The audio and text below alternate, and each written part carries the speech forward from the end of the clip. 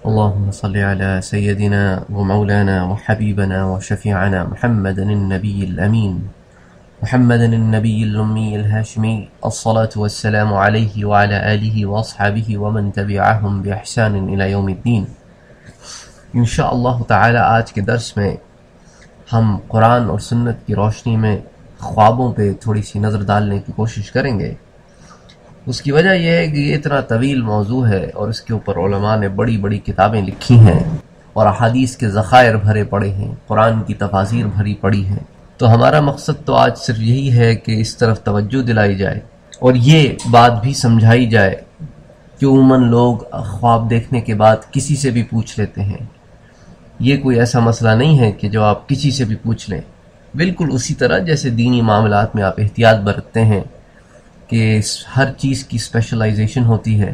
جو قرآن کو زبانی یاد رکھتا ہے وہ حافظ کہلاتا ہے، لیکن حافظ سے آپ فقہی مسائل نہیں پوچھتے کیونکہ وہ اس کا علم کا میدان نہیں ہے. اسی طرح مفسر قرآن ہے، وہ قرآن کی تفسیر کرتے ہیں. اسی طرح محدث ہیں. اسی طرح وہ لوگ ہیں جو حدیث کے میدان میں فقہ سے تعلق رکھتے ہیں کہ حدیث کی فقہ سے واقف ہوتے ہیں یا حدیث کی انڈرسٹینڈنگ اور جورسپروڈنس سے واقف ہوتے ہیں. اسی طرح مختلف قسم کے اور ائمہ کرام ہوتے ہیں. تو اسی طرح خوابوں کی تعبیر کے بھی علماء ہوتے ہیں جن کو اللہ کی طرف سے یہ عطائی علم ہوتا ہے کہ خوابوں کو انٹرپریٹ کیسے کیا جائے، کیونکہ یہ بڑی ٹیکنیکل ٹرم ہے، بڑی ٹیکنیکل فیلڈ ہے. اس میں چھوٹی چھوٹی چیزوں کا بڑا خیال رکھنا پڑتا ہے. مثال کے طور پہ اللہ کے رسول صلی اللہ علیہ وآلہ وسلم کے زمانے میں آپ صلی اللہ علیہ وآلہ وسلم خود بھی خوابوں کی تعبیر بتایا کرتے تھے صحابہ کرام کو، اور بعض اوقات حضرت ابو بکر صدیق رضی اللہ تعالیٰ عنہ سے کہا کرتے تھے کہ ابو بکر تم بیان کرو، کیونکہ حضرت ابو بکر بھی ماہر تھے اس فن کے اور اللہ کی طرف سے ان کو علم عطا ہوا تھا کہ وہ خوابوں کی تعبیر بیان کر سکتے تھے. تو اللہ تعالیٰ یہ علم جس کو عطا فرمائے. تو قرآن و سنت کی روشنی میں انشاءاللہ اس طرف ہم چند باتوں کو ڈسکس کریں گے. جیسا کہ پچھلے دروس میں سیرت النبی کے سلسلے میں غزوہ احد میں اور اس سے قبل بھی آپ خوابوں کے بارے میں سن چکے ہیں کہ غزوہ احد میں اللہ کے رسول صلی اللہ علیہ وآلہ وسلم کو خواب آیا. پھر آپ صلی اللہ علیہ وآلہ وسلم نے خواب اپنے صحابہ کرام سے بیان فرمایا. تو انہوں نے کہا کہ اللہ کے رسول آپ نے اس کی کیا تعبیر فرمائی؟ تو آپ نے پھر اس کی تعبیر بیان فرمائی کہ آپ صلی اللہ علیہ وآلہ وسلم نے خواب میں دیکھا کہ آپ صلی اللہ علیہ وآلہ وسلم نے خواب میں دیکھا کہ ایک گائے ذبح ہو رہی ہے اور آپ کی جو تلوار ہے اس کے دندان جو ہیں اس پہ ایسے دانے پڑ گئے ہیں اس کی دھار پہ. پھر آپ صلی اللہ علیہ وآلہ وسلم نے یہ بھی دیکھا کہ پھر آپ ایک محفوظ زرہ میں ہاتھ ڈالتے ہیں. تو صحابہ کرام نے جب مطلب پوچھا تو آپ نے کہا کہ بھی گائے کے ذبح ہونے سے مراد، کیونکہ جانور حلال ہے، مراد کہ میرے صحابہ کرام شہید ہوں گے اور میری اپنی تلوار کی دھار میں کمی آنے کی وجہ یہ ہے کہ بھئی میرا کوئی قریبی رشتہ دار شہید ہوگا اور میرا کسی مضبوط زرہ میں ہاتھ ڈالنے سے مراد کہ پھر میں مدینہ منورہ حفاظت سے واپس آ جاؤں گا. تو دیکھیں خواب کیا تھا اور تعبیر کیا تھی. تو اسی طرح خواب جو ہیں وہ بڑے ٹیکنیکل ہوتے ہیں. تو اللہ کے رسول صلی اللہ علیہ وآلہ وسلم کے بعد، صحابہ کرام کے بعد، علامہ ابو بکر محمد ابن سیرین رحمہ اللہ علیہ جو ہیں وہ خوابوں کی تعبیر کے ماہر آدمی تابعین میں. ان کی ولادت جو ہے وہ حضرت عثمان رضی اللہ تعالیٰ عنہ کے دور آخر میں ہوئی. تو صحابہ کرام سے ملنے کا ان کو شرف حاصل ہے اور حالت ایمان میں اس لیے تابعی ہیں. تو انہوں نے بھی کتابیں لکھی ہیں کہ انہوں نے کتاب لکھی ہے تفسیر الاحلام کے اوپر عربی زبان میں، جس کے اب اردو میں اور انگلش میں اور مختلف زبانوں میں نسخے آج ملتے ہیں. تو آپ جس زبان سے بھی واقف ہوں، عربی سے واقف ہوں تو تفسیر الاحلام جو ہے وہ عربی میں پڑھ لیں، نہیں تو اردو میں بھی موجود ہے ابن سیرین کے خوابوں کی تعبیر کے نام سے، اور انگلش میں بھی موجود ہے. تو بہرحال یہ ایک ایسی فیلڈ ہے جس کے اندر you have to be very very specific in particular. مثال کے طور پہ محمد ابن سیرین رحمہ اللہ علیہ کے زمانے میں ایک واقعہ پیش آیا کہ ایک شخص ان کی خدمت میں آیا اور اس نے اپنا خواب بیان کیا کہ میں جو ہوں وہ چارپائی پہ سو رہا ہوں اور میری چارپائی کے نیچے جو ہے وہ ایسے آگ جو ہے وہ جل رہی ہے. تو اب اس خواب کی کیا تعبیر ہے؟ میں تو بڑا ڈر گیا ہوں. تو محمد ابن سیرین نے کہا کہ نانا واپس جاؤ، اللہ تجھے بڑی مال و دولت سے نوازے گا. چند ماہ گزر گئے، ایک اور شخص آیا، اس نے بھی اسی طرح کا خواب بیان کیا کہ میں سو رہا ہوں اپنی چارپائی پہ اور چارپائی کے نیچے میں دیکھتا ہوں کہ آگ جل رہی ہے. تو محمد ابن سیرین نے کہا کہ جاؤ جاؤ اپنا جلدی سے جا کے اپنا بزنس وغیرہ، اپنا کاروبار، اپنا گھر بار بچاؤ، اس پہ کوئی آفت و مصیبت آنے والی ہے۔ اب جو تلامذہ بیٹھے تھے، اسٹوڈنٹس بیٹھے تھے، وہ بڑے پریشان ہوئے، کہا حضرت سیم خواب آیا چند ماہ پہلے، آپ نے تعبیر الگ کی، اور اب یہ خواب یوں آیا تو آپ نے تعبیر الگ کی، آخر وجہ کیا ہے؟ تو انہوں نے کہا کہ بھئی دیکھو، جو پہلے آدمی آیا تھا اس نے خواب بیان کیا تھا تو وقت تھا ونٹر کا، سرما کا زمانہ تھا، تو اب سردی کے زمانے میں تو آگ فائدہ دیتی ہے، لیکن جب یہ آدمی آیا تو زمانہ گرمیوں کا ہے، اور گرمی میں تو آگ نقصان دیتی ہے، کون فائدے کے لیے آگ جلاتا ہے؟ تو اب آپ یہ دیکھیں کہ چھوٹی چھوٹی ٹیکنیکلٹیز جو ہیں وہ اس کے اندر موجود ہیں۔ اچھا، اگر آپ سائنس اور سائیکیٹرسٹ کے پاس جائیں، سائنٹسٹ کے پاس جائیں، نیورولوجسٹ کے پاس جائیں، تو وہ مختلف تھیوریز بیان کرتے ہیں، وہ آپس میں بہت ٹکراؤ ہے ان کی تھیوریز میں، ایک آدمی ایک تھیوری بیان کرتا ہے، ایک آدمی ایک تھیوری بیان کرتا ہے، ایک کہتا ہے کہ یہ متفرق اور جو ہے نا پھیلے ہوئے خیالات ہوتے ہیں ذہن میں جو یکجا جمع ہو جاتے ہیں سونے کی کیفیت میں، بعض کہتے ہیں کہ نہیں، وہ جو اسٹریس ہوتی ہے آپ کی جاب پر وہ آپ خوابوں میں لے آتے ہیں۔ اچھا، بعض حضرات کہتے ہیں یہ میں ان کی تھیوریز بتا رہا ہوں، پھر انشاءاللہ ہم اسلام کے بارے میں پڑھنا شروع کریں گے اور قرآن و حدیث کی روشنی میں پڑھنا شروع کریں گے۔ بعض ان میں سے کہتے ہیں کہ نہیں بھی، یہ ایک اسپرچول کنیکشن ہوتا ہے، یہ انسان کا اپنی ذات سے کنیکشن ہوتا ہے۔ بعض کہتے ہیں کہ نہیں، اسپرچویلٹی سے کنیکشن ہوتا ہے۔ تو اس میں مختلف تھیوریز ہیں، اور وہ ہر تھوڑے دنوں کے بعد ایک نئی تھیوری آتی ہے، پھر وہ پچھلی تھیوری کو ریفیوٹ کر دیتے ہیں، اس کا انکار کر دیتے ہیں۔ تمام احادیث کو اور قرآنی آیات کو سامنے رکھ کے ہم اس کنسنسس پہ پہنچتے ہیں کہ اسلام نے خوابوں میں تین طریقے کی، تین کیٹیگرائزیشن کی ہے۔ ایک تو یہ کہ خواب جو ہے وہ رحمانی ہوتا ہے، اللہ کی طرف سے ہوتا ہے، یا خواب شیطانی ہوتا ہے، یعنی شیطان جو ہے وہ آپ کے خیالات میں وساوس ڈال کر آپ کو ڈرانے کی کوشش کرتا ہے۔ اور تیسری جو فارم ہوتی ہے خواب کی، وہ یہ ہوتی ہے کہ انسان جو دن بھر خیالات کو جمع کرتا ہے یا کئی دنوں تک خیالات کو جمع کرتا ہے، تو وہ خیالات جو ہے وہ جمع ہو کر ایک عجیب سی خواب کی صورت پیدا کرتے ہیں۔ تو یہ تین ڈفرنٹ کیٹیگریز ہیں جو قرآن اور سنت کی روشنی میں ہمیں پتہ چلتی ہیں۔ امام بخاری رحمہ اللہ علیہ نے بخاری شریف میں رؤیا من اللہ کے نام سے ایک باب قائم کیا ہے۔ اس میں وہ ایک حدیث بیان کرتے ہیں کہ حدثنا احمد بن یونس حدثنا زہیر حدثنا يحيى هو ابن سعيد قال سمعت أبي سلمى رضي الله تعالى عنه قال سمعت أبا قتادة عن النبي صلى الله عليه وآله وسلم قال الرؤيا من الله والحلم من الشيطان۔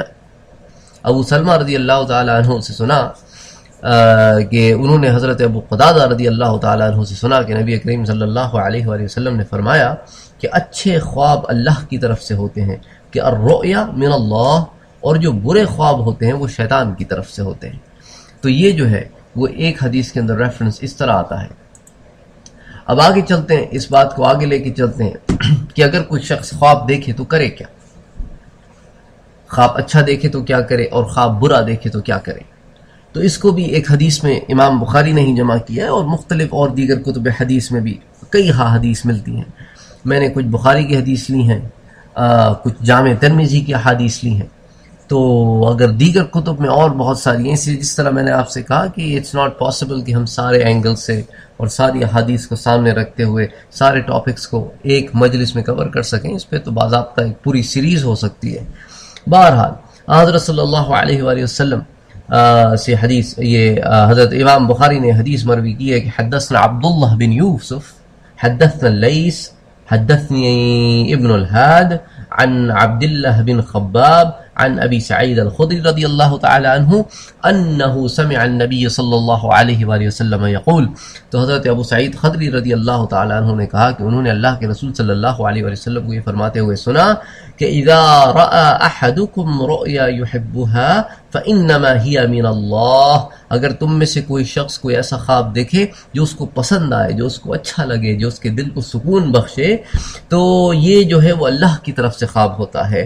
فَلْيَحْمَدِ اللَّهُ عَلَيْهَا، تو اسے چاہیے کہ وہ اللہ کی حمد و ثنا بیان کرے۔ اب حمد و ثنا سے مراد یہ بھی ہو سکتا ہے کہ آپ نے الحمدللہ کہہ دیا، اس سے مراد یہ بھی ہو سکتی ہے کہ آپ کھڑے رہ کے 2 رکعت نماز، اس تمام باتیں احادیث میں موجود ہیں۔ اللہ کا ذکر کریں، اللہ کی طرف جو ہے وہ رجوع کریں، خیرات کریں، اللہ سے خوشی کا اظہار کریں کہ اللہ تعالیٰ تیرا بڑا احسان ہے کہ تو نے مجھے خوشی بخشی۔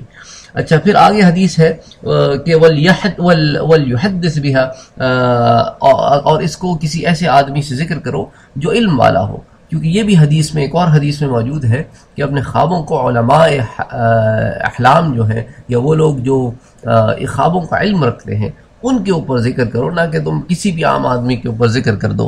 اس کی وجہ میں آپ سے ابھی بیان کرتا ہوں۔ اچھا حدیث کے آگے کے الفاظ ہیں کہ وَإِذَا رَأَى غَيْرَ ذَلِكَ مِمَّا يَكْرَهُ فَإِنَّمَا هِيَ مِنَ الشَّيْطَانِ، اور اگر کوئی ایسی چیز دیکھو جو تمہارے دل کو بری لگے تو وہ پھر شیطان کی طرف سے ہوگی۔ فَلْيَسْتَعِذْ مِنْ شَرِّهَا يَذْكُرْهَا لِأَحَدٍ فَإِنَّهَا لَا تَضُرُّهُ، تو پھر کیا ہوگا کہ اگر تم نے شیطان کی طرف سے کوئی چیز دیکھی تو اندر ڈر محسوس کرو گے، تو پھر کرو کیا کہ اللہ تعالیٰ کی پناہ میں آ جاؤ۔ اعوذ باللہ من الشیطان الرجیم، لا حول ولا قوة الا باللہ العلی العظیم، یا سورۃ الناس، سورۃ الفلق، معوذتین جو ہیں وہ پڑھیں، اللہ کی عبادت کریں، نماز پڑھیں۔ اور حدیث میں یہ بھی ہے کہ بھئی اس کو 3 دفعہ تھوکنے سے مراد کہ ایسا نہیں کہ آپ لٹرلی اپنی کارپیٹ کے اوپر تھوک دیں، بلکہ اختو اختو اختو، یعنی اس سے کراہیت کا اظہار کریں۔ اور پھر دعائیں بھی موجود ہیں جس کو علماء نے کہا ہے کہ آپ پڑھ سکتے ہیں، ان میں سے ایک دعا مثال کے طور پہ ہے کہ اللہم انی اعوذ بک من عمل الشیطان وسیئات الاحلام فانها لا تكون شیئا، اللہم انی اعوذ بک من عمل الشیطان وسیئات الاحلام فانها لا تكون شیئا، یعنی اے اللہ میں تیری پناہ میں آنا چاہتا ہوں شیطان کے ہر عمل سے اور اس برے خواب سے، کیونکہ یہ دونوں چیزیں جو ہیں وہ ایگزسٹ نہیں کرتی، شیطان اس قابل نہیں ہے کہ وہ مجھے کسی بھی قسم کا نقصان پہنچا سکے، اور میں آپ کی پناہ میں آنا چاہتا ہوں۔ تو اس طرح کئی ڈفرینٹ طریقے سے آپ یہ کہہ سکتے ہیں۔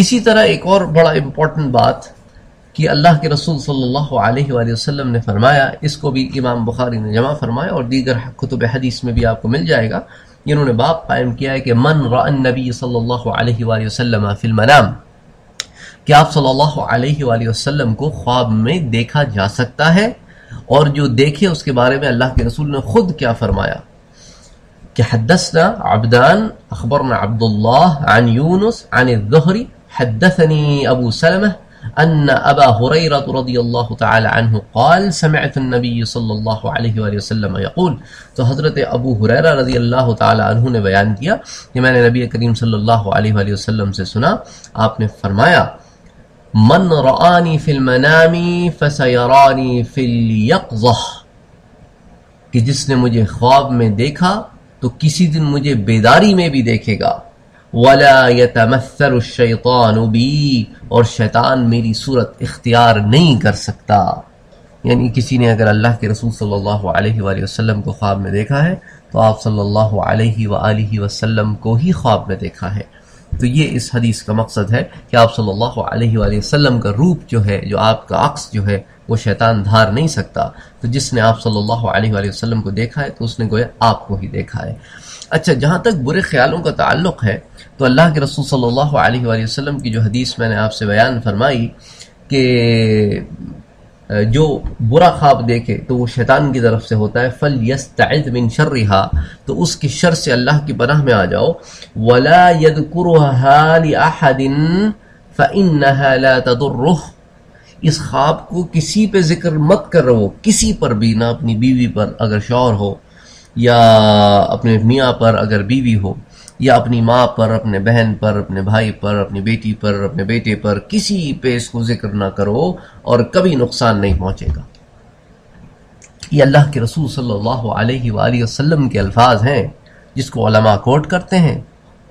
تو آج جو ہے وہ آپ یہ بھی سمجھ لیں کہ اگر برا خواب دیکھیں تو ہرگز ذکر نہ کریں، اور اس کی بھی سند حدیث میں ملتی ہے کہ اس کو صحیح مسلم میں، اسی طرح خوابوں کے باب میں حضرت امام مسلم نے اس کو جمع کیا ہے، اس کو حضرت جابر رضی اللہ تعالیٰ عنہ بیان کرتے ہیں کہ ایک بدو آدمی اللہ کے رسول کی خدمت میں آیا اور کہا کہ میں نے خواب دیکھا ہے کہ میرا سر کٹا ہوا ہے اور میں اپنے ہی سر کے پیچھے بھاگ رہا ہوں۔ تو اللہ کے رسول نے فرمایا کہ مجھ سے ایسے خواب نہ بیان کیا کرو جو شیطان تمہارے اندر ڈالتا ہے، یعنی کہ جو شیطانی خواب ہوتے ہیں ان کا ذکر نہ کیا کرو۔ یہ کسی پہ ذکر مت کیا کرو. اس کی وجہ کیا ہے اس کو بھی اللہ کے رسول صلی اللہ علیہ وسلم نے ایک حدیث میں بیان فرمایا، جس کو امام ترمذی نے جامع ترمذی میں خوابوں کے باب میں جمع فرمایا ہے کہ واقع ابن ادیس اس کو بیان کرتے ہیں ابو رازل العقیلی سے. وہ کہتے ہیں کہ اللہ کے رسول صلی اللہ علیہ وآلہ وسلم نے فرمایا کہ یہ جو خواب ہوتا ہے، مؤمنین کا جو خواب ہوتا ہے، یہ جو ہے 46واں حصہ ہوتا ہے نبوت کا. یعنی اس کا یہ مطلب نہیں ہوتا کہ خواب دیکھنے والا نعوذ باللہ نبی بن جائے، جیسا کہ کچھ جاہلوں نے اس کو کلیم بھی کیا. جیسا قادیانی نے، مرزا غلام احمد قادیانی نے کہا کہ بھئی جب خواب جو ہے وہ 46واں حصہ ہے تو اس کا مطلب ہے نبوت زندہ. انا للہ و انا الیہ راجعون. اب کسی گاڑی کا ٹائر پڑا ہو تو کیا آپ یہ کہیں گے کہ یہ گاڑی ہے؟ گاڑی کا ٹائر ہے، اب ہمیں اس کی نسبت پتہ ہے.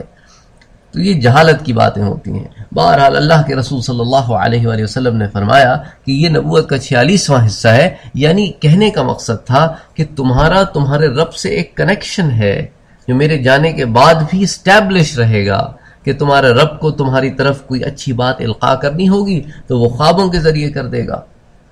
لیکن ساتھ یہ بھی فرمایا کہ یہ جو خواب ہے یہ گویا ایسے ہے کہ کسی اڑتے ہوئے پرندے کے پاؤں پہ دانا رکھا ہو. اب آپ یہ سوچے کہ کوئی پرندہ ہے، اس کے پاؤں پہ دانا ہو، وہ اڑ رہا ہو، بیٹھا ہو، کسی حال میں ہو، اس کے نیچے گرنے کے چانسز کتنے زیادہ ہوں گے، ہے نا؟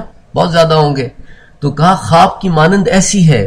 بڑا نازک مسئلہ ہے کہ اگر خواب تم نے کسی سے بیان کیا، اس نے اس کی تعویل دے دی، تو گویا یوں ہے کہ اس پرندے کے پیر پہ سے دانا زمین کی طرف گر گیا. یعنی کہنے کا مقصد یہ ہے کہ جیسا اب اس نے کہا ہے اب ویسے ہی خواب کی تعبیر ہوگی. تو اسی لیے اللہ کے رسول صلی اللہ علیہ وسلم نے فرمایا اس حدیث میں آگے کہ تم پہ یہ لازم ہے کہ اس خواب کو ہر کسی پہ نہ منکشف کرو، ہر کسی سے ڈسکس کرنے نہ بیٹھ جاؤ. اس کو صرف انہی سے ڈسکس کیا کرو جو اس بارے میں علم رکھتے ہیں، جو عقل مند ہیں، جو عاقل ہیں. تو انہی پہ یہ خواب ذکر کیا کرو. اسی طرح ایک اور بات جو کہ بڑی ضروری ہے کہ کچھ لوگ جو ہے وہ خوابوں کے معاملے میں جھوٹ بولتے ہیں. یعنی انہوں نے خواب دیکھا نہیں ہوتا اور کہتے ہیں کہ ہاں ہم نے خواب دیکھا تاکہ لوگ واہ واہ کریں، لوگوں سے غلط بیانی کرتے ہیں. تو اس بارے میں حضرت عبداللہ ابن عمر سے ایک روایت ہے جس کو صحیح بخاری میں نقل کیا گیا ہے کہ اللہ کے رسول صلی اللہ علیہ وآلہ وسلم نے فرمایا کہ سارے جھوٹوں میں سب سے خبیث، غلیظ اور گندا جھوٹ جو ہے وہ یہ ہے کہ ایک آدمی اس بات کا دعویٰ کرے کہ اس نے فلاں چیز خواب میں دیکھی ہے لیکن ایسا نہ ہو. یعنی اس نے ایسا کوئی خواب نہ دیکھا ہو، بلکہ وہ یہ جھوٹ کی سب سے گندی غلیظ قسم بیان فرمائی ہے. اسی طرح جو ہے وہ جامع ترمذی میں ابن عباس رضی اللہ تعالیٰ عنہ کی روایت ہے کہ حضرت صلی اللہ علیہ وآلہ وسلم نے فرمایا کہ جو شخص بھی خوابوں کے معاملے میں جھوٹ بولتا ہے، یعنی کہ اس نے خواب نہیں دیکھا لیکن کہتا ہے کہ میں نے دیکھا ہے، تو اس کی سزا روز قیامت کیا ہوگی کہ حشر کے میدان میں کھڑا ہوگا اور اسے بارلی جوار کے 2 دانے دیے جائیں گے اور کہا جائے گا کہ ان میں آپس میں نوٹ گرہ باندھو. اب کبھی آپ نے دانوں میں گرہ باندھی ہے؟ دانوں میں گرہ بنتی ہے، آپ دال کے دانے لے کے گرہ باندھ لیں، باندھ سکتے ہیں؟ نہیں باندھ سکتے نا. اچھا دنیا میں کوئی کام نہ ہوتا ہو تو انسان چڑھ کے پھینک دیتا ہے، آخرت میں تو پھینک بھی نہیں سکے گا. تو اللہ کے رسول نے فرمایا کہ وہ یوں ہی لگا رہے گا اور اس کے اندر کبھی نوٹ نہیں باندھ سکے گا. انا للہ و انا الیہ راجعون. اب آپ دیکھیں روز حشر کوئی 1 منٹ کا تو ہے نہیں، 1000 سال کا ہے. اب 1000 سال تک بیٹھا وہ نوٹ باندھتا رہے گا، یا 50,000 سال کا ہے بیٹھا نوٹ باندھتا رہے گا. تو آپ دیکھیں عذاب، دیکھیں جھوٹ بولنے کی سزا، اور وہ بھی خواب کے معاملے میں. تو اس میں بڑی احتیاط کرنی چاہیے. اسی طرح جب اللہ کے رسول صلی اللہ علیہ وآلہ وسلم پہ نبوت کا زمانہ آیا تو شروع میں جب آپ صلی اللہ علیہ وآلہ وسلم لوگوں سے الگ تھلگ رہا کرتے تھے، ابھی غار حرا میں حضرت جبرائیل علیہ السلام جو ہے وہ آ کر آپ سے ملے نہیں تھے. تو یہ اس سے پہلے کی بات ہے جس کو بخاری شریف میں کتاب الوحی کے باب میں امام بخاری نے نقل کیا ہے کہ حدثنا یحییٰ بن بکیر قال حدثنا اللیث عن عقیل عن ابن شہاب عن عروة بن زبیر عن عائشة رضی اللہ تعالی عنہا انہا قالت. بی بی عائشہ بیان کرتی ہیں وہ کہتی ہیں کہ اول ما بدأ رسول اللہ صلی اللہ علیہ وآلہ وسلم من الوحی الرؤیت الصالحة فی النوم. وہ کہتی ہیں کہ جو اللہ کے رسول صلی اللہ علیہ وآلہ وسلم پہ جب نبوت کا زمانہ قریب آیا تو سب سے پہلی علامات جو تھیں وہ یہی تھیں کہ آپ صلی اللہ علیہ وآلہ وسلم کو خواب دکھائے جاتے تھے اور وہ رؤیت الصالحہ ہوتے تھے. یعنی کہنے کا مقصد تھا کہ وہ سچے خواب ہوتے تھے جو آپ دیکھتے تھے حالت نیند میں. اچھا، اس میں دن اور رات کا تعین نہیں ہے، خواب کبھی بھی دیکھا جا سکتا ہے، دن میں، رات میں، صبح میں، جب سوئے آدمی، اس میں کوئی ایسی بات نہیں ہے. فَكَانَ لَا يَرَى رُؤْيَا إِلَّا جَاءَتْ مِثْلَ فَلَقِ الصُّبْحِ. تو بی بی عائشہ بیان کرتی ہیں کہ پھر یوں ہوتا تھا کہ وہ خواب ایسے سامنے آتے تھے سچے ہو کے جیسے ہی سچی صبح ہوتی ہے. یعنی رات کی تاریکی کے بعد جب صبح پھوٹتی ہے تو کیسی روشنی پھیل جاتی ہے. تو یہ محاورتاً انہوں نے کہا کہ وہ خواب یوں سچے ہوتے تھے جیسا کسی کہ صبح سچی ہوتی ہے، کہ صبح کیسی روشن ہوتی ہے، اسی طرح وہ خواب روشن ہوتے تھے، وہ سچے خواب ہوتے تھے. تو جو ہے خواب انبیاء کرام کی صفت بھی رہے ہیں اور قرآن بھی اس پہ دلالت کرتا ہے. مثال کے طور پہ ابراہیم علیہ السلام کا قصہ اللہ تعالیٰ بیان فرماتے ہیں کہ فلما بلغ معه السعي قال يا بني إني أرى في المنام أني أسبحك فانظر ماذا ترى. تو حضرت ابراہیم علیہ السلام اپنے بیٹے اسماعیل علیہ السلام سے کہنے لگے کہ بیٹے میں نے رات میں خواب دیکھا ہے کہ میں تجھے ذبح کر رہا ہوں، تو تیرا کیا خیال ہے؟ اب ان کو پتا ہے اسماعیل علیہ السلام کو کہ میرا باپ کوئی آرڈنری آدمی تو ہے نہیں، کوئی عام آدمی تو ہے نہیں، وہ بھی تو اللہ کا نبی ہے، اور حضرت اسماعیل بھی اللہ کے نبی تھے. تو جو انبیاء ہوتے ہیں ان میں سے بچپن میں سے ایسی صفات ہوتی ہیں کہ وہ ایک دم ایک چینج نہیں دیکھتے آپ کہ یار یہ آدمی تو ایسا تھا اور ایک دم ایسا ہو گیا. نہ وہ بچپن سے شریف النفس اور معصوم النفس ہوتے ہیں.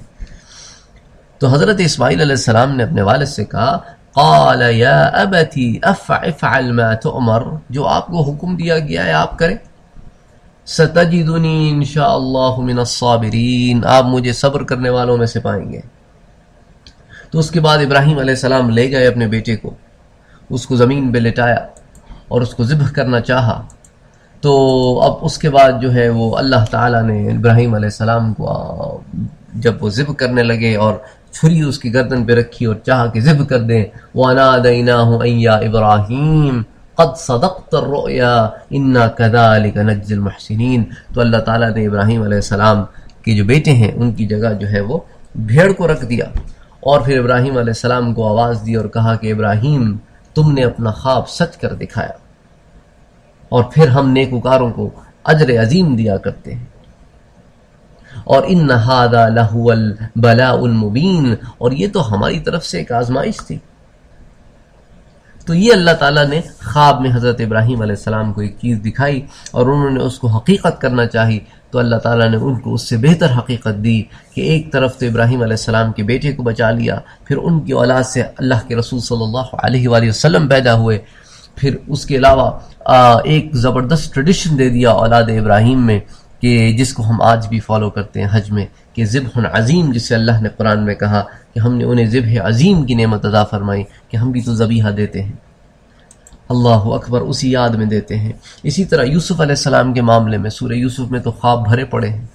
حضرت یوسف علیہ السلام کی زندگی میں اتنی تبدیلیاں آئیں، ان میں خوابوں کا ایک بڑا رول ہے جس کو قرآن بیان کرتا ہے سورہ یوسف میں.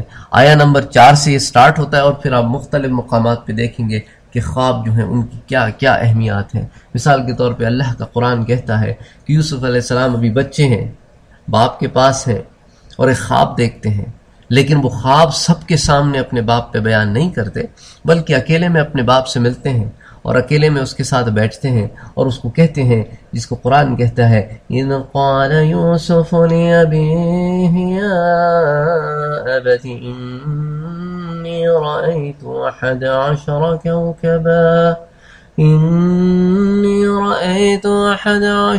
كوكبا والشمس والقمر رأيتهم لي ساجدين. یوسف علیہ السلام اپنے باپ سے کہتے ہیں کہ ابا میں نے خواب دیکھا کہ 11 ستارے، چاند اور سورج یہ سجدہ کر رہے ہیں مجھے. اس خواب کی کیا تعبیر ہے، کیا تعویل ہے؟ اب آپ دیکھیں ایک طرف تو انہوں نے احتیاط برتی کہ اکیلے میں باپ سے پوچھیں کیونکہ معاملہ بڑا سنگین ہے، خواب کی بات ہے. تو یوسف علیہ السلام کے والد یعقوب علیہ السلام نے کیونکہ بیٹا چھوٹا تھا اس کو تعویل بتانے کے بجائے یہ کہا قال یا بنی لا تقصص رؤیاک علی اخوتک، دیکھ اس خواب کو اپنے بھائیوں پہ بیان نہ کرنا کیونکہ یہ خواب بڑی شان والا ہے. اس کی وجہ یہ تھی کہ یوسف علیہ السلام کے ٹوٹل 11 بھائی تھے، یوسف علیہ السلام کو ملا کے 12، لیکن ان میں سے ایک بھائی بنیامین جو ہے وہ آپ کا سگے بھائی تھے جو آپ سے چھوٹے تھے، اور جو باقی 10 تھے وہ دوسری ماں سے تھے، سوتیلے بھائی تھے آپ کے. اور وہ سوتیلے بھائی جو ہیں وہ حضرت یوسف علیہ السلام کے معاملے میں اپنے دل میں اچھے خیالات نہیں رکھتے تھے، وہ ان سے دل میں بغض کرتے تھے اور کدورت رکھتے تھے اور نفرت رکھتے تھے. اس لیے یعقوب علیہ السلام نے کہا کہ دیکھو اس کو اپنے بھائیوں پہ بیان نہ کرنا. اب اس سے ہم کو یہ سبق ملتا ہے کہ اسی لیے اللہ کے رسول نے فرمایا کہ خوابوں کو ہر ایک پہ بیان نہ کیا کرو، علماء پہ بیان کیا کرو، ان لوگوں پر بیان کیا کرو جو صاحب علم ہوں اور تمہارے خیر خواہ ہوں، تمہارے معاملے میں اچھے خواہشات رکھتے ہوں، تمہیں نقصان نہ پہنچانا چاہتے ہوں. کیونکہ مثال کے طور پہ کیونکہ خواب تو وہی ہو جاتا ہے جیسے تعویل کیا جاتا ہے، تعبیر کیا جاتا ہے. تو اگر کوئی شخص جو ہے وہ آپ کے معاملے میں اچھے خیالات نہیں رکھتا اور آپ نے اس پہ خواب بیان کیا اور نعوذ باللہ اللہ نہ کرے اس نے ایسی تعویلات بتائیں جو اس کے حق میں تو اچھی ہیں لیکن آپ کے حق میں نہیں، اور خواب کا یہ مقصد ہرگز نہیں تھا، اب پھر تعویل ویسی ہی ہو جائے گی. اس لیے اس بات کا خیال رکھیں. پھر حضرت یعقوب علیہ السلام نے ساتھ ساتھ یہ دعا بھی دی بیٹے کو کہ اللہ تجھے تعویلات الحدیث یعنی کہ خوابوں کی تعبیر اور نریشنز کی تعبیر اور جو ہے نا وہ ڈریمز کی تعبیر سکھائے، اور جو ہے اللہ تجھے اس معاملے میں علم دے. اب یہ بات پھر آئی گئی ہو گئی. پھر یوسف علیہ السلام جو ہے وہ بچے ہی تھے، بھائیوں نے کنویں میں ڈال دیا. پھر انشاءاللہ جب تفسیر پڑھیں گے سورہ یوسف کی تو اس میں ہم پھر ذکر کریں گے کہ وہ سارے واقعات اور معاملات اور عربی زبان کی جو لغت ہے اور فقہی مسائل ہیں اور احادیث ہیں. بہرحال حضرت یوسف علیہ السلام جو ہے وہ مصر پہنچ گئے، بکے، غلام ہو گئے عزیز مصر کے. اور پھر اللہ تعالیٰ کہتا ہے کہ وَكَذَلِكَ مَكَّنَّا لِيُوسُفَ فِي الْأَرْضِ، پھر یوسف علیہ السلام کو ہم نے ایک ٹھکانہ دے دیا زمین میں، یعنی عزیز مصر کے پاس ایک ٹھکانہ دے دیا. پھر اس ٹھکانے کا اللہ تعالیٰ نے ان کو یہ فائدہ دیا کہ وَلِنُعَلِّمَهُ مِن تَأْوِيلِ الْأَحَادِيثِ، اللہ نے پھر ان کو تعویل احادیث سکھائیں. وَلَمَّا بَلَغَ شُدَّهُ، اور پھر وہ جب جوان ہو گئے، جب میچور ہو گئے، آتَيْنَاهُ حُكْمًا وَعِلْمًا، تو اللہ تعالیٰ نے انہیں ججمنٹ، یعنی ایک جج ہوتا ہے نا جس کے سامنے اگر کئی باتیں رکھی جائیں تو ان میں سے ایک بات پک کرتا ہے، کہتا ہے ہاں یہ بہتر ہے. عموماً صحیح غلط میں تو معاملہ آسان ہوتا ہے، لیکن اگر آپ کے سامنے 3 چوائسز ہوں اور تینوں اچھی ہوں، ان میں سے بہترین پک کرنا، تو اللہ نے ان کو ججمنٹ کا علم بھی دیا اور نالج بھی دی، علم بھی دیا. اس کی وجہ یہ ہے کہ بہت سارے لوگ جو ہیں ان کے پاس ایک خاصہ علم تو ہوتا ہے لیکن دوسرا خاصہ علم نہیں ہوتا. تو اللہ تعالیٰ نے ان کو خوابوں کی تعبیرات بھی سکھائیں اور ان کو ججمنٹ کا علم بھی دیا اور نالج بھی دی. اور آپ آگے جا کے دیکھیے گا کہ ان تمام معاملات کو یکجا کیا اللہ تعالیٰ نے یوسف علیہ السلام کی تعبیرات احلام میں، خوابوں کی تعبیر میں سارے معاملات کو یکجا کیا. اب دیکھیں یوسف علیہ السلام، پھر ونس اگین اختصار کر رہا ہوں میں، کہ الزامات لگائے گئے، جیل ہو گئی. اب جیل میں یوسف علیہ السلام ہے اور 2 شخص جیل میں داخل ہوتے ہیں. وَدَخَلَ مَعَهُ السِّجْنَ فَتَيَانِ قَالَ أَحَدُهُمَا إِنِّي أَرَانِي أَعْصِرُ خَمْرًا وَقَالَ الْآخَرُ إِنِّي أَرَانِي أَحْمِلُ فَوْقَ رَأْسِي خُبْزًا تَأْكُلُ الطَّيْرُ مِنْهُ نَبِّئْنَا بِتَأْوِيلِهِ إِنَّا نَرَاكَ مِنَ الْمُحْسِنِينَ. تو 2 شخص داخل ہوئے، ان میں سے ایک نے کہا کہ بھئی میں نے دیکھا، انی ارانی، میں نے خواب میں اپنے آپ کو دیکھا ہے کہ آصر خمرہ، کہ میں جو ہوں وہ انگور جو ہے وہ نچوڑ رہا ہوں، اس سے جو ہے شراب بنا رہا ہوں، خمر بنا رہا ہوں. دوسرے نے کہا میں نے خواب میں دیکھا ہے کہ اپنے سر کے اوپر احملو، اٹھائے پھر رہا ہوں، فوق راسی، اپنے سر کے اوپر، خبزن، روٹیاں، تأکل الطیر من، اور پرندے آ کے اس میں سے کھا رہے ہیں. تو تو براہ مہربانی نبئنا بتاویلہ، ان خوابوں کی تعویل اب آپ ہمیں بتائیں۔ اب یہاں پہ دو سوال ہوتے ہیں، انہیں کیسے پتا کہ خوابوں کی تعبیر یوسف علیہ السلام سے پوچھنی چاہیے؟ اس کی ایک وجہ تو یہ تھی کہ انہوں نے خود بیان کیا آگے والے جملے میں کہ انا نراک من المحسنین، ہم آپ کو لوگوں کا خیر خواہ پاتے ہیں۔ تو خوابوں کی تعبیر میں اس شخص کا چننا بہت ضروری ہے جو خیر خواہ ہو، بجائے اس شخص کا چننا جو لوگوں کا دشمن ہو۔ تو پھر باقی ریزنز انشاءاللہ پھر تفسیر جب ہوگی اس پہ ذکر کروں گا۔ تو اس کے بعد یوسف علیہ السلام نے ان سے بات کی، ان کو اسلام کی دعوت دی، اپنا پرسپیکٹو بیان فرمایا، میں کون ہوں، کس خاندان سے ہوں، اور اس ساری باتیں بیان کرنے کے بعد پھر یوسف علیہ السلام نے ان کو خوابوں کی تعبیر بتائی۔ اور اس کے بعد یہ بھی نہیں کہا، آپ دیکھیں خوابوں کی تعبیر میں جب انہوں نے تعبیرات بیان کی تو ایک شخص کے مقدر میں تو اللہ نے موت لکھی تھی اور ایک کو زندگی رکھی تھی، تو بجائے اس کے کہ یوں کہتے کہ تیرے لیے موت ہے اور تیرے لیے زندگی ہے، انہوں نے تھرڈ پرسن میں بات کی تاکہ سمجھنے والا اشارتاً خود سمجھ جائے۔ اور یوسف علیہ السلام جو ہیں وہ ڈائریکٹلی کسی کو یہ دکھ نہیں پہنچانا چاہتے تھے، اور یہ انبیاء کی کلاس ہوتی ہے، ان کی کلاس ہی کوئی اور ہوتی ہے۔ بہرحال حضرت یوسف علیہ السلام نے کہا یا صاحبی السجن، اے میرے جیل کے ساتھیوں، اب محبت کا معاملہ فرما رہے ہیں تاکہ وہ قربت ہو ان کو ایک ان کے دل مضبوط ہوں۔ اما احدکما فیسقی ربہ خمرا، تم میں سے ایک آدمی تو اپنے بادشاہ کو شراب پلائے گا۔ اب دیکھیں یہ نہیں کہا کہ تم کا، ایک آدمی، پھر کہا وَأَمَّا الْآخَرُ فَيُصْلَبُ فَتَأْكُلُ الطَّيْرُ مِنْ رَأْسِهِ، اور جو دوسرا آدمی ہے وہ سولی چڑھا دیا جائے گا اور پھر پرندے اس کا سر نوچ نوچ کے کھائیں گے۔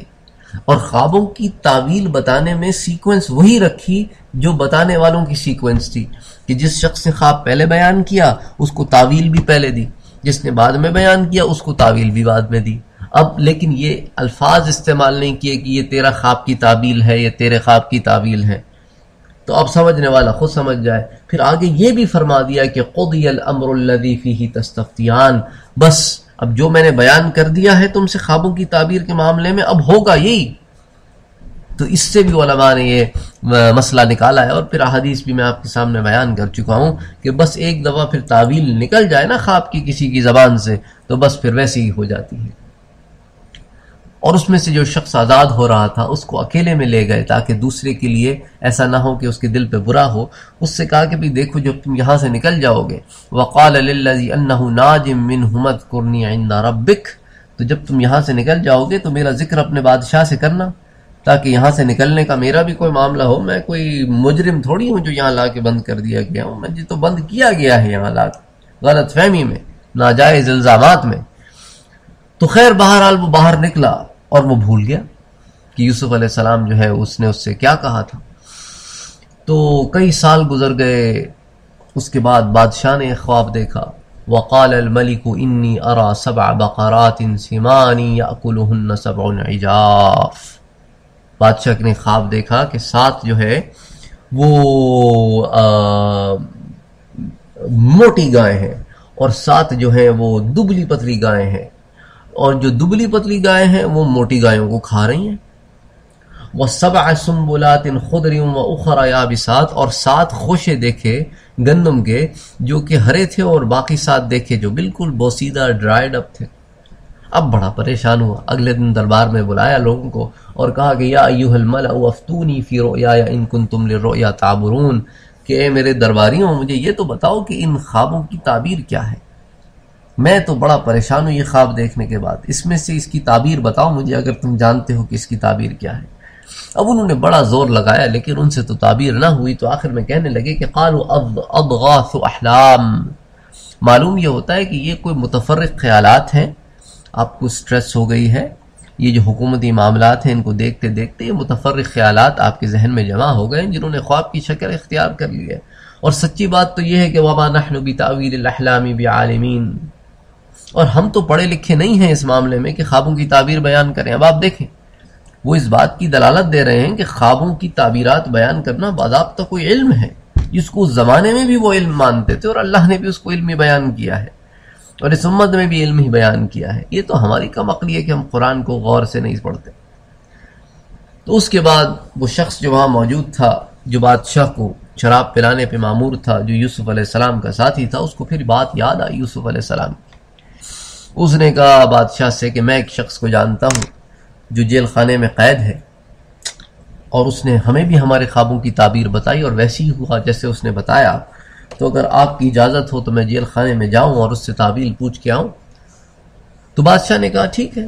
فارسلون، تو اس نے کہا، تو بادشاہ نے کہا ٹھیک ہے، اس کو بھیج دو. تو یہ آ گیا یہاں پہ اور یوسف علیہ السلام سے کہنے لگا کہ یوسف علیہ السلام، یا آپ ہمیں ایک خواب کی تعبیر بتا سکتے ہیں کہ وہ خواب بادشاہ نے دیکھا ہے اور وہ خواب یوں ہے یوں ہے یوں ہے یوں ہے یوں ہے.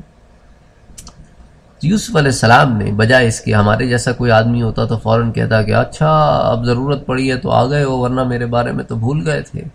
یوسف علیہ السلام نے ایسی کوئی بات نہیں کی، بلکہ نہ صرف اس کو تعویل بتائی خواب کی، ساتھ سلوشن بھی دیا. یہی وجہ تھی جس کو اللہ نے پہلے بیان کیا کہ ہم نے انہیں تعویل الاحادیث بھی سکھائی، وَآتَيْنَاهُ حُكْمًا وَعِلْمًا، انہیں ہم نے حکمت بھی دی اور ان کو ہم نے ججمنٹ کی طاقت بھی دی اور ان کو ہم نے نالج سے بھی نوازا. تو ان تمام چیزوں کو اب آپ اس تعبیر میں یکجا پائیں گے. تو یوسف علیہ السلام نے کہا قَالَ تَزْرَعُونَ 7 سِنِينَ دَأَبًا، تم 7 سال تک متواتر جو ہے وہ اچھی فصلیں اگاؤ گے. فَمَا حَصَدتُّمْ فَذَرُوهُ فِي سُنبُلِهِ إِلَّا قَلِيلًا مِمَّا تَأْكُلُونَ، تو کیا کرنا کہ جو ضرورت ہو جتنی، اتنا گندم تو سٹوں سے نکال لینا، اور جتنی گندم جو ہے وہ ضرورت سے زائد ہو وہ سٹوں میں رہنے دینا. اس کے بعد یوسف علیہ السلام نے کہا کہ ثم یأتی من بعد ذلك 7 شداد یأکلن ما قدمتم لہن الا قلیلا مما تحسنون. اس کے بعد 7 سال بڑے سخت آئیں گے، اس کے اندر قحط ہوگا، کچھ نہیں اگے گا، جو کچھ تم نے اگا کے رکھا ہوگا سب ختم ہو جائے گا، سوائے اس کے جو تم نے 7 سال میں جمع کر کے چھوڑا ہوگا.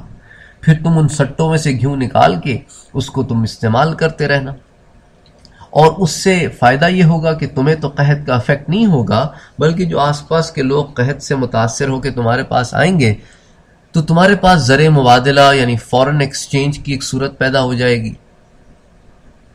اس کے بعد کیا ہوگا کہ جب یہ 7 سال برے گزر جائیں گے تو ثم یأتی من بعد ذلك عام فیہ یغاث الناس وفیہ یعصرون، پھر اس کے بعد ایک سال آئے گا جس کے اندر خوب مے برسے گا، زبردست بارش ہوگی، اور اس کے بعد ایک دفعہ پھر تم فصلیں اگاؤ گے اور لہلہاتی ہوئی فصلیں اگاؤ گے اور انگوروں کا رس نچوڑو گے اور جو ہے اپنا زیتون استعمال کرو گے، اور یعنی انہوں نے جو ہے وہ ان کو نعمت اللہ کی گنائی. تو اب آپ یہ دیکھیں کہ یوسف علیہ السلام نے ایک طرف تو خواب کی تعبیر بھی بتائی کہ وہ جو 7 سال ہیں تمہارے وہ قحط کے ہیں، جو پتلی گائیں ہیں، اور جو موٹی گائیں ہیں وہ جو ہے وہ 7 سال خوشحالی کے ہیں. اسی طرح جو 7 ہری ہیں، یعنی اس سے مراد کہ وہ 7 خوشحالی کی ہیں، اور جو 7 بوسیدہ ہیں یعنی قحط آئے گا، اور جو پتلی ہیں وہ موٹی کو کھا لیں گی، یعنی کہ مقصد یہ ہے کہ وہ جو سارا کچھ جو تم نے 7 سال میں بنایا ہوگا وہ سب وہ باقی 7 سال کھا جائیں گے.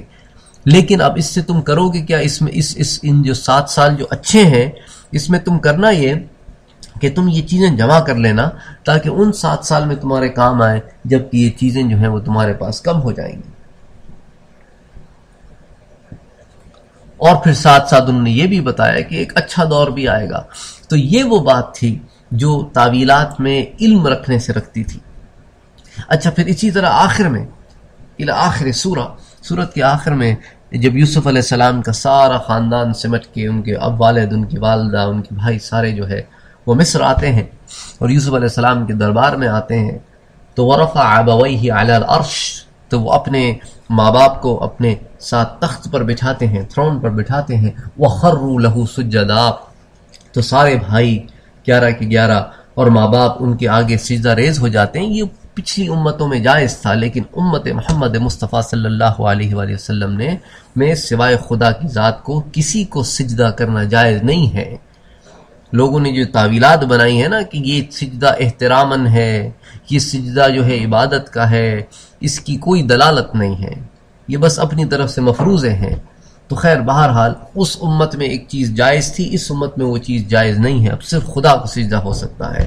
تو بہرحال جب یہ ہو گیا تو یوسف علیہ السلام نے اپنے والد سے کہا یا ابتی ھذا تأویل رؤیایا من قبل، وہ جو بچپن میں نے خواب دیکھا تھا نا 11 ستارے اور سورج اور چاند، یہ اس خواب کی تعبیر ہے۔ یہ 11 ستارے میرے بھائی ہیں اور سورج آپ ہیں، چاند میری والدہ ہیں۔ قد جعلھا ربی حقا، اس میں میرا کوئی کمال نہیں، میرے رب نے اس خواب کو سچ کر دکھایا ہے۔ اسی طرح اللہ کے رسول صلی اللہ علیہ وآلہ وسلم کے خواب کا بھی قرآن میں ذکر ملتا ہے کہ اللہ کے رسول نے خواب دیکھا کہ ہم عمرے کے لیے تشریف لے جا رہے ہیں۔ اس وقت آپ مدینے میں مقیم تھے، مکے میں تو مقیم بھی نہیں تھے۔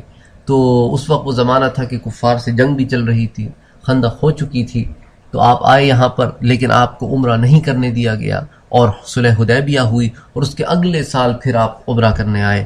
تو خواب کا اللہ تعالیٰ نے قرآن میں ذکر کیا کہ لَقَدْ صَدَقَ اللَّهُ وَرَسُولُهُ الرُّؤْيَا بِالْحَقِّ لَتَدْخُلُنَّ الْمَسْجِدَ الْحَرَامَ إِنْ شَاءَ اللَّهُ آمِنِينَ مُحَلِّقِينَ رُؤُوسَكُمْ وَمُقَصِّرِينَ لَا تَخَافُونَ۔ تو پھر آپ صلی اللہ علیہ وآلہ وسلم جو ہے وہ داخل ہوں گے حرم کعبہ میں، اور آپ جو ہے وہاں پہ جو ہے عمرہ ادا کریں گے۔ اس کے بعد حلق ہوگا، یعنی کہ یا تو سر کے سارے بال بعض لوگ منڈا دیں گے، کچھ مقصرین، کچھ 1/4 منڈا دیں گے، لیکن یہ تمام پروسیس ہوگا کس حالت میں؟ آمنین، امن کی حالت میں، لا تخافون، کوئی خوف نہیں ہوگا۔ تو جب صلح حدیبیہ کے وقت لوٹائے جانے لگے تو حضرت عمر نے فرمایا کہ اللہ کے رسول آپ نے تو خواب دیکھا تھا کہ ہم تو داخل ہوں گے، عمرہ کریں گے، لیکن اب ہم واپس جا رہے ہیں۔ تو اللہ کے رسول نے کہا ہاں خواب تو دیکھا تھا اور سچ ہوگا، لیکن میں نے یہ تو نہیں کہا تھا کہ اسی سال ہوگا۔ تو اگلے سال پھر اللہ نے یہ خواب کو پورا کیا، اور اس وقت ہوا یہ کہ یہ بالکل امن سے آئے، اور 3 دن کے لیے کفار مکہ اپنا شہر مکہ چھوڑ کے پہاڑوں پہ چلے گئے۔ تو آمینین، امن رہا 3 دن، امن سے بالکل بے خوف ہو کر، کسی کا کوئی پریشر نہیں، مسلمانوں نے عمرہ ادا کیا، لا تخافون، کوئی خوف نہیں تھا۔ تو یہ اللہ تعالیٰ کی طرف سے تعویلات ہوتی ہیں، تعبیرات ہوتی ہیں خوابوں کی۔ کبھی تو وہ بالکل فوراً سامنے آ جاتے ہیں، کبھی ایسا ہوتا ہے کہ زندگی گزر جاتی ہے۔ جیسے یوسف علیہ السلام کا خواب تھا کہ بچپن میں دیکھا اور وہ بادشاہ بن گئے، اور اس کے بعد وہ پورا ہوا، اور کبھی جو ہے وہ کم ٹائم میں پورا ہو جاتا ہے۔ اسی طرح وہ بی بی عائشہ کا خواب ہے کہ انہوں نے دیکھا کہ 3 چاند ان کے کمرے میں آئے اور غائب ہو گئے۔ اپنے والد سے پوچھا تو ان کے والد نے کوئی جواب نہ دیا۔ اللہ کے رسول کی آخری ایام کا ذکر ہے جب اللہ کے رسول کا انتقال ہو گیا اور بی بی عائشہ کے حجرے میں دفن ہوئے، تو پھر حضرت ابو بکر نے بی بی عائشہ سے فرمایا کہ ھذا اول قمر من اقمارک، یہ پہلا خواب ہے، یہ پہلا چاند ہے تیرے 3 چاندوں میں سے۔ اس کے بعد جب حضرت ابو بکر کا انتقال ہوا اور وہ بھی اسی حجرے میں دفن ہوئے، تو پھر بی بی عائشہ کو سمجھ میں آیا کہ یہ دوسرا چاند ہے۔ اور جب حضرت عمر رضی اللہ تعالیٰ عنہ کا انتقال ہوا اور وہ بھی اسی حجرے میں دفن ہوئے، تو پھر سمجھ میں آیا کہ یہ وہ تیسرا چاند ہے۔ تو کبھی خوابوں کی تعبیرات ایسے بھی ہوتی ہیں کہ اس کی پورے سیگمنٹ کو پورے ہونے میں کئی سٹیجز لگ جاتے ہیں۔ تو وما علینا الا البلاغ، اللہم صلی علی سیدنا و مولانا و حبیبنا و شفیعنا محمد النبی الامین الکریم صلی اللہ علیہ وآلہ وسلم۔